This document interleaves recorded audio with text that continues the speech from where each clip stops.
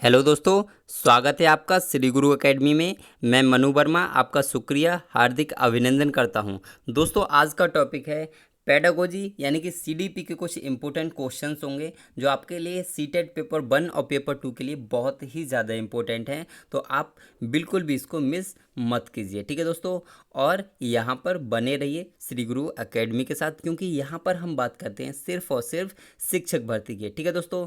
मुझे आपसे कुछ नहीं चाहिए, बस कंसंट्रेट के साथ वीडियो देखना है, ठीक है। मैं चाहता हूँ कि मैं जितने भी क्वेश्चन करा रहा हूँ, देखिए एक चीज़ आप समझ लीजिए अच्छे से, ठीक है। पढ़ने के लिए बहुत सारी बुक्स पढ़ी हुई हैं, लेकिन बहुत सारी बुक्स हमें नहीं पढ़ना है, हमें वो पढ़ना है जो एग्ज़ाम में आता है, ठीक है। और मैं गारंटी देता हूँ कि यदि आप मैं जितना करा रहा हूँ अगर उतना पढ़ते हैं ना, तो गारंटेड आपका एग्ज़ाम क्लियर हो जाएगा और बहुत अच्छे मार्क्स से क्लियर होगा। इतना भी आप ध्यान रखिए, ठीक है। लेकिन एक ही शर्त होती है कि आप जब भी जो भी काम करिए, जब भी कोई भी काम करिए, तो सिर्फ और सिर्फ फोकस उसी पर रखिए, इतना ध्यान रखिए। यदि आप कहीं खेलने जा रहे हैं तो उसी टाइम आपका फोकस कहाँ होना चाहिए? उस गेम पर होना चाहिए। यदि आप पढ़ाई कर रहे हैं तो फोकस किस पर होना चाहिए? गेम्स पर होना चाहिए। कुछ लोग मैंने देखे हैं क्या करते हैं, वो अरे रख ली, बराबर में फ़ोन रख लिया, उधर फ़ोन देख रहे हैं, उधर साथ में कुछ काम भी कर रहे हैं, उधर टेस्ट भी दे रहे हैं, कुछ उधर साथ में एक और काम कर रहे हैं। तो ये नहीं चलता यार, ठीक है। हालांकि मैनेज कर सकते हो, लेकिन ये बेस्ट नहीं है दोस्तों, क्योंकि आपका फुल कंसंट्रेट वहाँ पे नहीं है दोस्तों। और जब आपका कंसंट्रेट नहीं होगा तो आप उसको समझ ही नहीं पाओगे क्वेश्चन को, ठीक है। देखिए, क्वेश्चन करना बहुत सिंपल है, लेकिन क्वेश्चन को समझना बहुत कठिन है। एक बार आप समझ गए ना, तो आपको क्वेश्चन में कोई भी प्रॉब्लम नहीं होगी, ठीक है। तो क्वेश्चन को समझने की कोशिश करना। चलिए स्टार्ट करते हैं दोस्तों। और यहाँ पर पहला क्वेश्चन है बहुत ही अच्छा, ठीक है।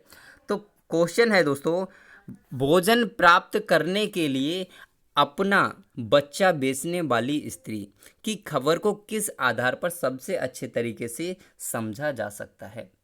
बहुत टफ क्वेश्चन है दोस्तों, आप समझ रहे होंगे, बहुत टफ क्वेश्चन है। आपने ऐसे क्वेश्चन नहीं देखे होंगे, जैसे आज मैं क्वेश्चन कराऊंगा ऐसे क्वेश्चन आपने नहीं देखे होंगे।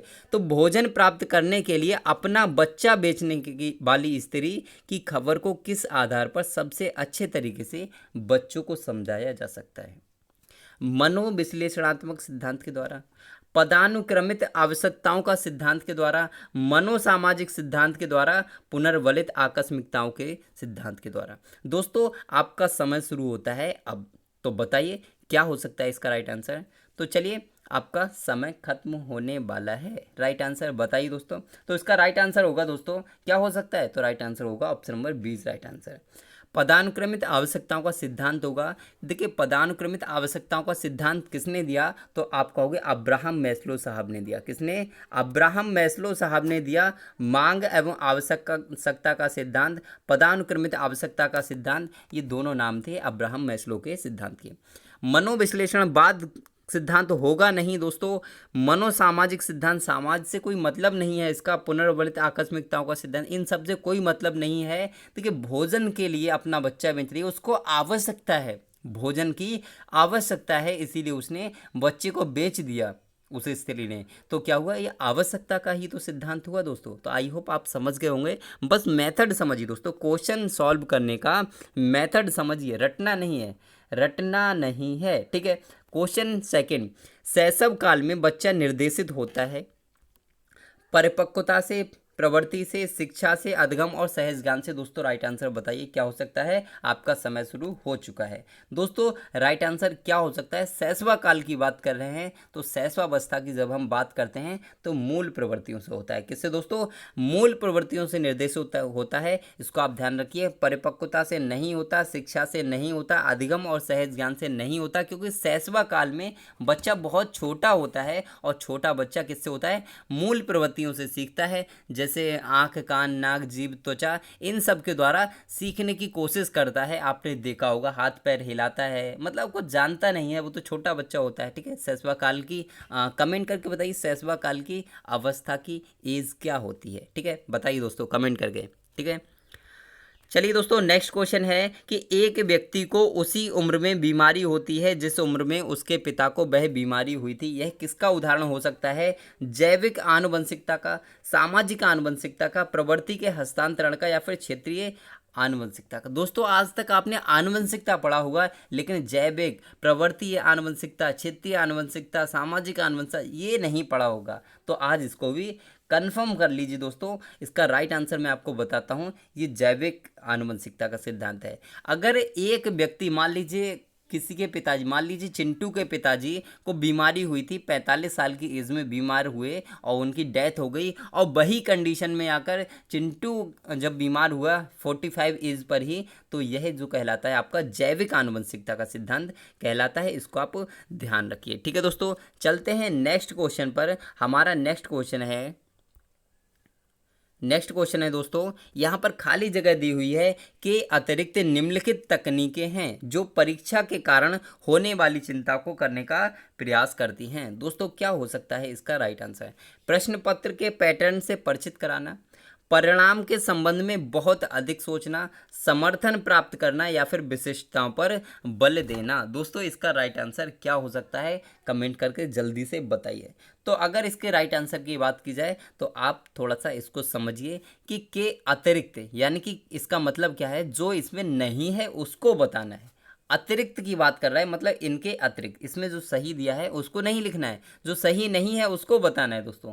तो राइट आंसर जल्दी बताइए दोस्तों। राइट आंसर हो जाएगा option number B is right answer. कैसे दोस्तों? कि परिणाम के संबंध में बहुत अधिक सोचना। दोस्तों, हमें परिणाम के बारे में नहीं सोचना है, हमें मेहनत करते जाना है। परिणाम तो ऑटोमेटिक ही अच्छा आएगा यदि आपने मेहनत अच्छी की होगी। ठीक है। प्रश्न पत्र के पैटर्न से परिचित होना, देखिए ये तो नहीं होगा और हमें नहीं ही लगाना था क्योंकि अतिरिक्त पूछा है। ठीक है। प्रश्न पत्र के पैटर्न से परिचित कराना बिल्कुल सही बात है। समर्थन प्राप्त करना बिल्कुल सही था। विशेषताओं पर बल देना बिल्कुल सही था, लेकिन ये आपका गलत था और इसमें अतिरिक्त पूछा था, इसीलिए यहाँ पर option number B is right answer. I hope आप समझ चुके होंगे। चलते हैं नेक्स्ट क्वेश्चन पर कि वाइगोत्स्की का सिद्धांत संज्ञानात्मक विकास में महत्वपूर्ण भूमिका देता है। किसकी दोस्तों? भाषा, पर्यावरण, विविधता, या कक्षा। तो वाइगोत्स्की जब हम बात करते हैं तो राइट आंसर जरूर बताइए दोस्तों। तो राइट आंसर होगा भाषा। क्या होगा दोस्तों? भाषा। वाइगोत्स्की का जो सिद्धांत था वो संज्ञानात्मक विकास में भाषा पे बहुत बल देता है कि भाषा एकदम से एक्यूरेट होनी चाहिए, क्योंकि भाषा के द्वारा ही बच्चे का विकास होता है। यदि हम उसको भाषा ही अच्छी नहीं दे पाए तो बच्चे को अच्छे से कोई भी कार्य नहीं करा सकते। ठीक है। चलते हैं नेक्स्ट क्वेश्चन पर। नेक्स्ट क्वेश्चन है दोस्तों, अच्छा क्वेश्चन है दोस्तों। अगर क्वेश्चन अच्छे लग रहे हो तो लाइक शेयर बनता है दोस्तों, एक लाइक तो बनता है ना। तो दोस्तों बताइए कि छात्रों में पढ़ाई के दौरान जो कमियां रह जाती हैं उनके निदान के बाद होना चाहिए, क्या होना चाहिए दोस्तों? राइट आंसर बताइए दोस्तों। उपर्युक्त उपचारात्मक कार्य, सघन अभ्यास कार्य, सभी पाठों का व्यवस्थित रूप से दोहराना, या फिर शिक्षार्थियों और माता पिता को निष्कर्षों की सूचना देना। दोस्तों, इसका राइट आंसर क्या हो सकता है? तो मैं आपको बता दूं, राइट आंसर होगा option number first is right answer. बहुत टफ क्वेश्चन हैं दोस्तों आज के, ध्यान से करिए, बहुत टफ है। ठीक है। तो उपयुक्त उपचारात्मक कार्य, ठीक है। देखिए, निदान करना है, लेकिन क्या करना है? उसका उपचार भी तो करना है। निदान करने के लिए क्या करना पड़ेगा? उसका उपचार करना पड़ेगा। कि हमें, मान लीजिए कोई बच्चा है तो अगर वो किसी चीज़ को नहीं सीख पा रहा है, हमने उसका मूल्यांकन किया, वो नहीं सीख पा रहा है, ठीक है, तो हम क्या करेंगे? उसका उपचार करेंगे, कोई ना कोई सॉल्यूशन देंगे उसे कि बेटा इस तरीके से तू सीख सकता है। तो उपयुक्त उपचारात्मक कार्य होगा इसका राइट आंसर। ठीक है दोस्तों, चलते हैं नेक्स्ट क्वेश्चन पर। बच्चे अन्य लोगों के साथ बातचीत और संवाद की सहायता से दुनिया के बारे में जानते हैं। इस कथन द्वारा कौन सा सिद्धांत दर्शाया गया है? वाइगोत्स्की का सिद्धांत, कोलबर्ग का सिद्धांत, पियाजे का सिद्धांत, विनेट का सिद्धांत। दोस्तों राइट आंसर जल्दी से कमेंट करिए, राइट आंसर क्या हो सकता है? तो ध्यान रखेंगे कि वाइगोत्स्की ने बताया था। किसने बताया? कि वाइगोत्स्की ने बताया कि बच्चे किसके द्वारा सीखते हैं दोस्तों? आपके जो समाज के द्वारा बच्चे सबसे ज़्यादा सीखते हैं, इसको आप ध्यान रखिए। ठीक है दोस्तों।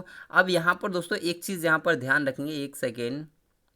हाँ, आप यहाँ पर कह रहे होंगे कि सर अभी आपने बताया कि समाज के द्वारा और इसमें बताया भाषा के द्वारा, तो ध्यान रखेंगे वाइगोत्स्की ने सबसे पहले जो मेन फोकस किया था वो समाज पर किया था, ठीक है। लेकिन अगर आपको समाज नहीं मिलता है ऑप्शन में तो आप भाषा टिक करेंगे, इसीलिए मैंने दोनों क्वेश्चंस को यहाँ पर रखा हुआ है दोस्तों, ठीक है। दोनों टफ क्वेश्चंस हैं तो आप इनको ध्यान रखिए, ठीक है दोस्तों।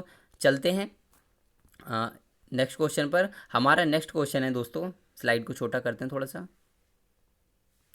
हाँ दोस्तों, आपका नेक्स्ट क्वेश्चन है शिक्षक समूह परिचर्चा। शिक्षक समूह परिचर्चा, समूह परियोजनाएं, भूमिका निर्वाह आदि जैसी कई समूह गतिविधियों में अपने शिक्षार्थियों को व्यस्त रखता है। यह सीखने के किस आयाम को प्रदर्शित करता है? देखिए, क्वेश्चन को समझने की कोशिश कीजिए कि शिक्षक जो है वो समूह परिचर्चा मतलब ग्रुप में डिस्कशन, ठीक है। समूह परियोजनाएं, ग्रुप में योजनाएं बनाना, भूमिका निर्वाह आदि जैसी कई समूह गतिविधियों में शिक्षार्थियों को व्यस्त रखता है मतलब बिजी रखता है, ठीक है। तो यह सीखने के किस आयाम को प्रदर्शित करता है ये आपको बताना है। भाषा निर्देशित अधिगम, प्रतियोगिता आधारित अधिगम, सामाजिक गतिविधि के रूप में अधिगम या फिर मनोरंजन के माध्यम से अधिगम। दोस्तों इसका राइट आंसर क्या हो सकता है, जल्दी से कमेंट करिए। तो इसका राइट आंसर क्या होगा दोस्तों? राइट आंसर होगा option number C, right answer, ठीक है। ध्यान रखेंगे। तो सामाजिक गतिविधियों के रूप में अधिगम, ये क्या है दोस्तों? आप इसको तो भली भांति समझ चुके होंगे, भाषा से इसका कोई रिलेशन नहीं था, प्रतियोगिता आधारित अधिगम नहीं है, मनोरंजन थोड़ी करा रहा है, तो समाज के द्वारा ही अधिगम है। सामाजिक अधिगम क्या होता है दोस्तों कि समूह में जब भी कार्य किया जाता है तो सामाजिक ही कहलाता है, ठीक है। ध्यान रखेंगे, इंपॉर्टेंट क्वेश्चन है। चलते हैं नेक्स्ट क्वेश्चन पर।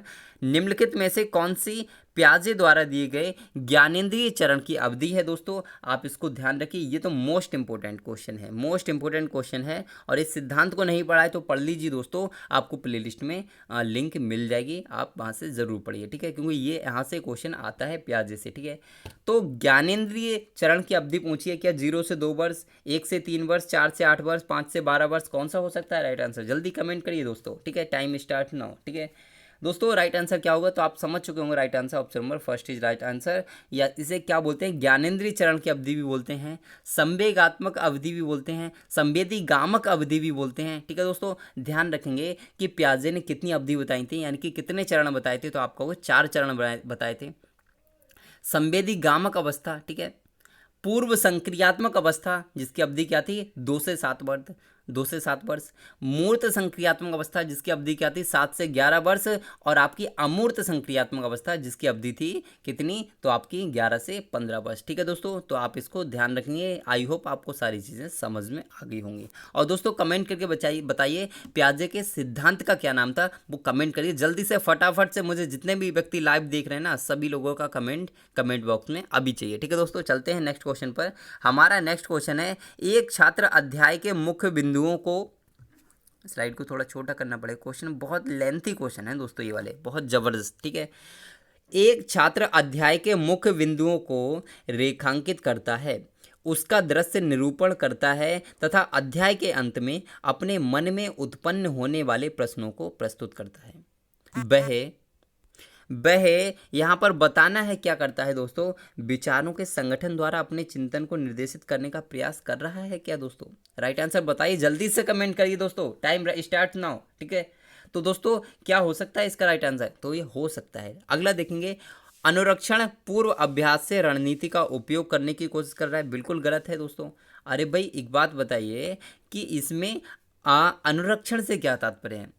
किसी की रक्षा थोड़ी ना कर रहा है दोस्तों, रणनीति नहीं बनाई जा रही है, तो आप इसको ध्यान रखिए। प्रेक्षण अधिगम सुनिश्चित कर रहा है, बिल्कुल गलत।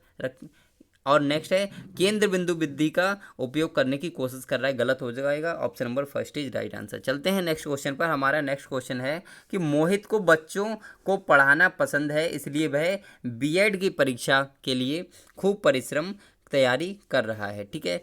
वह किस प्रकार से अभिप्रेत है? इसका राइट आंसर आपको पता भी होगा, जल्दी से कमेंट करिए दोस्तों। क्या आंतरिक रूप से, बाह्य रूप से, सक्रिय रूप से या बौद्धिक रूप से? तो दोस्तों इसका राइट आंसर आप सभी लोग जानते होंगे कि बच्चा जब आंतरिक रूप से, कोई भी हो, जब आंतरिक रूप से अभिप्रेरित होगा तभी किसी कार्य को अच्छे से कर पाएगा। इसको आप ध्यान रखिए। तो आंतरिक रूप से अभिप्रेरित होना बहुत ज़रूरी है, ठीक है, तो ध्यान रखिए। नेक्स्ट है दोस्तों कि निम्नलिखित में से किसे प्राथमिक स्तर पर शिक्षक का सर्वाधिक महत्वपूर्ण गुण माना जाना चाहिए? बताइए दोस्तों राइट आंसर, जल्दी कमेंट करिए। पढ़ाने की इच्छा, धैर्य और लगन, यहाँ पे लगन होगा दोस्तों। दंडित करने के, यहाँ पे लिख देते हैं हम, ठीक है, धैर्य और लगन। नेक्स्ट है दंडित करने के हानि रहित विधियों का ज्ञान या फिर अत्यधिक मानकीकृत भाषा में पढ़ाने की क्षमता। तो दोस्तों क्या हो सकता है प्राथमिक स्तर में शिक्षक का सर्वाधिक महत्वपूर्ण गुण क्या हो सकता है? तो आप ध्यान रखिए, इसका जो महत्वपूर्ण गुण है वो क्या होता है, शिक्षक में धैर्य और लगन होनी चाहिए। देखिए बच्चा क्या होता है, छोटा बच्चा होता है ना, वो बहुत सारी मिस्टेक करता है, अजीब अजीब हरकतें करता है, जिससे क्या होता है थोड़ा सा टीचर मतलब बहुत ज़्यादा परेशान होने लगता है। तो आपको ध्यान रखना है धैर्य और लगन बहुत ही ज़्यादा इम्पोर्टेंट है प्राथमिक स्तर पर जब हम शिक्षक की बात करते हैं तो। ठीक है दोस्तों, चलते हैं नेक्स्ट क्वेश्चन पर। हमारा नेक्स्ट क्वेश्चन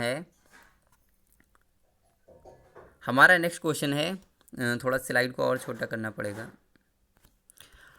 अधिगम सिद्धांत के संदर्भ में स्कैफोल्डिंग संकेत करता है। स्कैफोल्डिंग क्या है दोस्तों? मोस्ट इंपोर्टेंट क्वेश्चन एग्जाम की दृष्टि से, सीटेट एग्जाम की दृष्टि से मोस्ट इंपोर्टेंट क्वेश्चन है। यहाँ से हर बार क्वेश्चन आता है और स्कैफोल्डिंग को पाड़ भी बोलते हैं, पाड़ या ढांचा भी बोलते हैं, इसको भी आप ध्यान रखिए। पाड़ और ढांचा भी इसी को बोलते हैं, स्कैफोल्डिंग को। ठीक है, तो अनुरूपित शिक्षण, पूर्व अधिगम का पुनरावृत्ति, वयस्कों द्वारा अधिगम में अस्थायी सहायता, छात्रों द्वारा की गई गलतियों के कारणों का पता लगाना। तो दोस्तों इसका राइट आंसर क्या हो सकता है? तो दोस्तों इसका राइट आंसर मैं आपके लिए बता देता हूँ, जल्दी कमेंट करिए। ठीक है दोस्तों, ये क्वेश्चन जो है आपका 2019 में भी आया हुआ है, सीटेट में हर बार ये क्वेश्चन आता है, तो इसको आप ध्यान रखिए। इसका राइट आंसर होगा option number C right answer है। वयस्कों द्वारा अधिगम में अस्थायी सहायता, मतलब बच्चा जो है किसी कार्य को कोशिश कर रहा है तो कोशिश करने में उसकी हेल्प करना ही, मतलब हल्की सी सहायता करना, वही आपका स्कैफोल्डिंग कहलाता है, सहायता करना। ठीक है दोस्तों, चलते हैं नेक्स्ट क्वेश्चन पर। निम्नलिखित में से कौन सा सामाजिक शिक्षा को प्रोत्साहित करता है? सामाजिक शिक्षा की बात कर रहे हैं दोस्तों, राइट आंसर जल्दी बताइए। सहयोगात्मक आकलन, योगात्मक आकलन, चिंतन मनन या फिर रचनात्मक आकलन। दोस्तों सामाजिक शिक्षा की बात की जा रही है, कमेंट करिए जल्दी से, टाइम स्टार्ट ना हो। ठीक है, जल्दी बताइए। राइट आंसर होगा दोस्तों, आप सभी लोग समझ गए होंगे, सहयोगात्मक आकलन। तो दोस्तों सामाजिक शिक्षा की जब हम बात करेंगे तो समाज में कार्य कब होता है? जब हम सहयोग से कार्य करते हैं, इसीलिए सहयोगात्मक आकलन इज अ राइट आंसर। ठीक है दोस्तों, चलते हैं नेक्स्ट क्वेश्चन पर। हमारा नेक्स्ट क्वेश्चन है दोस्तों, स्लाइड को छोटा करते हैं। लेई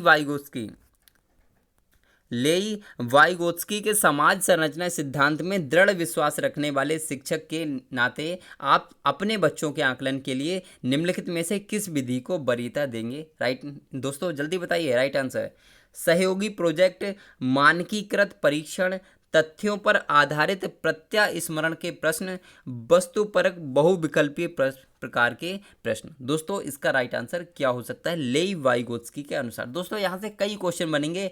पहला क्वेश्चन तो यही बनेगा कि लेई वाइगोत्स्की ने किस सिद्धांत का प्रतिपादन किया? तो आप यहाँ पर ध्यान रखेंगे समाज संरचना सिद्धांत। समाज संरचना सिद्धांत का प्रतिपादन लेई वाइगोत्स्की ने किया था, तो आप इसको ध्यान रखेंगे। अब अगर हम इस क्वेश्चन के राइट आंसर की बात करते हैं तो जल्दी बताइए दोस्तों राइट आंसर क्या हो सकता है? तो सहयोगी प्रोजेक्ट।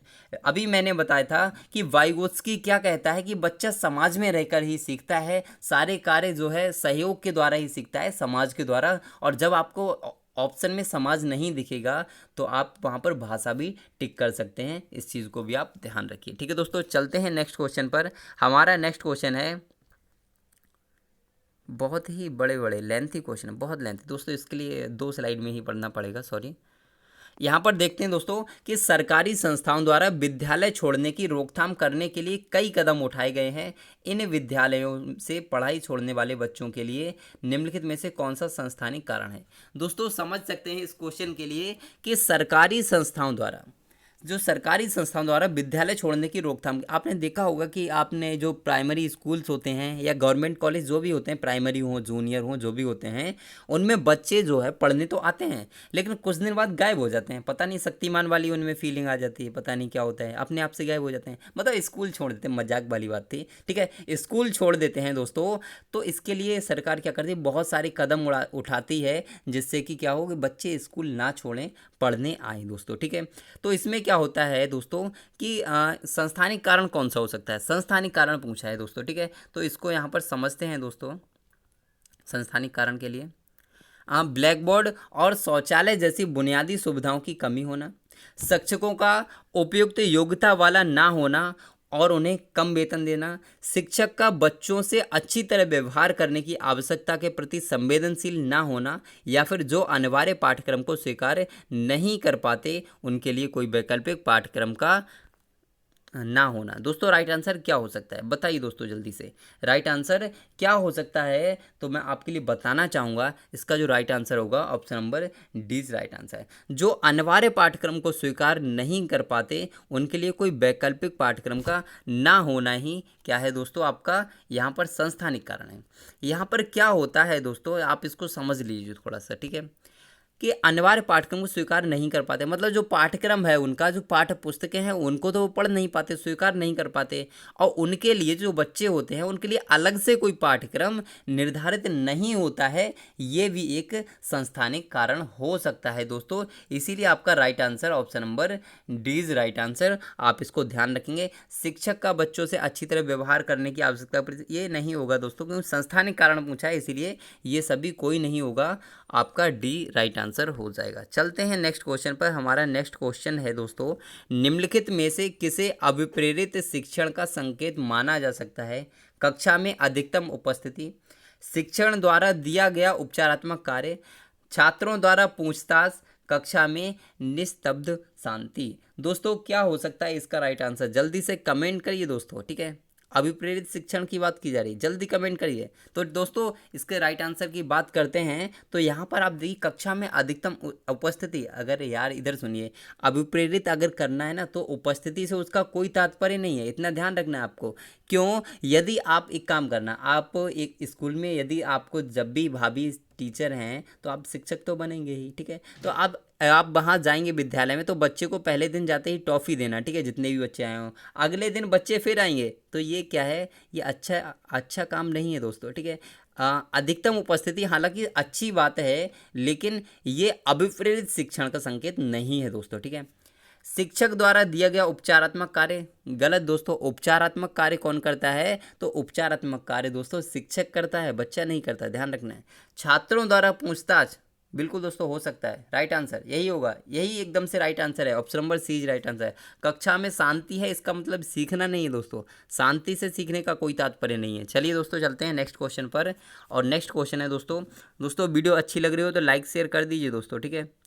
चलते हैं नेक्स्ट क्वेश्चन पर। हमारा नेक्स्ट क्वेश्चन है, निम्नलिखित में से कौन सा प्रतिभाशाली छात्र के लिए उचित प्रदत्त कार्य है। अन्य छात्रों की तुलना में समान परंतु अधिक अभ्यास, उनकी शक्तियों को सही दिशा देने तथा उसे व्यस्त रखने के लिए अपने साथी छात्रों को पढ़ाने के लिए कहना। ऑप्शन नंबर सी, विभिन्न विषयों पर आधारित विज्ञान की नई आदर्शात्मक पुस्तक का निर्माण करना। ऑप्शन डी, पूरी कक्षा से पहले उसे अपने पाठ्यक्रम शीघ्र समाप्त कर देना। दोस्तों राइट आंसर क्या हो सकता है, प्रतिभाशाली छात्र को यदि आपको कार्य देना है तो कौन सा कार्य आप उसको देंगे दोस्तों, ठीक है। तो बताइए इसका राइट आंसर क्या हो सकता है। तो पहला अगर हम देखते हैं, अन्य छात्रों की तुलना में समान परंतु अधिक कार्य, बिल्कुल गलत दोस्तों, अधिक कार्य नहीं देना है, ठीक है। नेक्स्ट, उनकी शक्तियों को सही दिशा देने तथा उसे व्यस्त रखने के लिए अपने साथी छात्रों को पढ़ाने के लिए कहना। क्या ये हो सकता है आपका, बिल्कुल दोस्तों हो सकता है, लेकिन क्या पता है इससे भी मोस्ट सुटेबल आंसर मिल सकता है। तो अगला देखते हैं, विभिन्न विषयों पर आधारित विज्ञान की नई आदर्शात्मक पुस्तक का निर्माण करना, बिल्कुल गलत। हम अरे छोटा बच्चा जो है पुस्तक का निर्माण कैसे कर सकता है, छोटा बच्चा, तो ये गलत है। नेक्स्ट, पूरी कक्षा से पहले उसे अपने पाठ्य पुस्तक शीघ्र समाप्त करने के लिए, अरे भाई बच्चा है, कोई रोबोट नहीं है जो जल्दी काम समाप्त कर लेगा। तो यहाँ पर right answer option number B right answer, कि उनकी शक्तियों को सही दिशा देने तथा उसे व्यस्त रखने के लिए अपने साथी छात्रों को पढ़ाने के लिए कहना।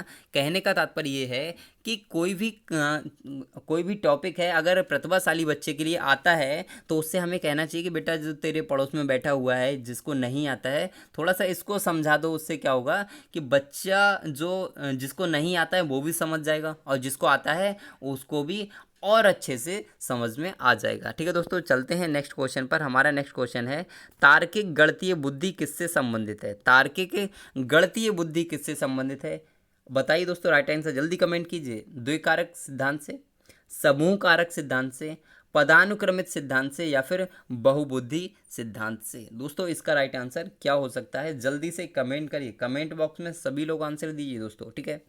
तो ध्यान रखेंगे दोस्तों, द्विकारक सिद्धांत से बिल्कुल गलत। द्विकारक सिद्धांत किसने दिया था? तो स्पीयरमैन ने दिया था। द्विकारक और त्रिकारक सिद्धांत स्पीयरमैन ने दिया था, जिसमें उन्होंने दो प्रकार के यानी कि आपका जो दो कारक सिद्धांत बताए थे आपके, ठीक है।